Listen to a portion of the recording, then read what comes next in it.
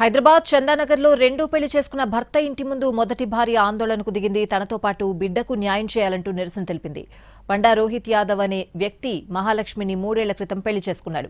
వీరికి 3 సంవత్సరాల కుమారుడున్నాడు. కొంతకాలంగా భార్య పిల్లలను గాలి కుదిలేసిన భర్త రోహిత్ యాదవ్ రహస్యంగా రెండో పెళ్లి చేసుకున్నాడు. విషయం తెలిసి భర్తను నిలదీసేందుకు వెళ్లిన మొదటి భార్యపై అతడు దాడికి దిగాడు. దాంతో బాధితురాలు తనకు జరిగిన అన్యాయంపై చందానగర్ పోలీసులకు ఫిర్యాదు చేసింది.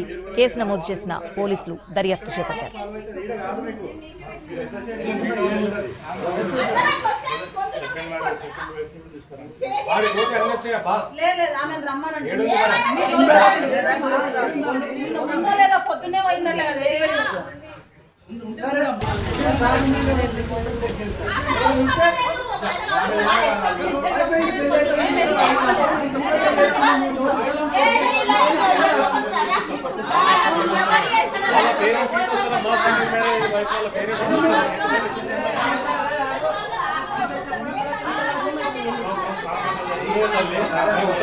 ప్రాబ్లం సాల్వ్ అయితే